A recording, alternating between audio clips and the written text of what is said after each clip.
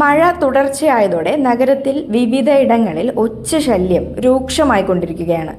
ഒച്ചുകൾ പെരുകുകയാണെന്നും നാട്ടുകാർ പറയുന്നുണ്ട്.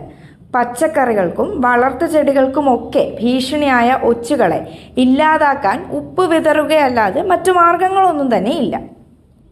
തീരപ്രദേശത്തും വെള്ളക്കെട്ട് ജൈവമാലിന്യങ്ങൾ നിറഞ്ഞ സ്ഥലങ്ങളിലുമാണ് ഒച്ചുകളെ കൂടുതലായി കാണപ്പെടുന്നത്.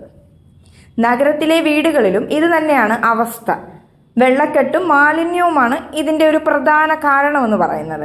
മാലിന്യം കെട്ടി നിൽക്കുന്ന ഓടകളുടെ സമീപത്തെ ഭിത്തികളിലും വീടുകളിലും ആഫ്രിക്കൻ ഒച്ചുകളെയും ധാരാളമായിട്ട് ഇപ്പോൾ കാണാൻ സാധിക്കുന്നുണ്ട്. വെട്ടിയിട്ട ശേഷം നീക്കം ചെയ്യാത്ത തടിയിലും മതിലുകളിലുമൊക്കെ കൂട്ടത്തോടെ ഇവ പിടിച്ചിരിക്കും. പുറന്തോടിൻ്റെ കരുത്തു കൂട്ടാൻ കാൽസ്യം വേണ്ടതിനാൽ ഭിത്തിയിലെ കുമ്മായവും സിമന്റും കഴിക്കാൻ വേണ്ടിയാണ് ഇവ ഇങ്ങനെ ഭിത്തിയിൽ പിടിച്ചു കയറിയിരിക്കുന്നത്.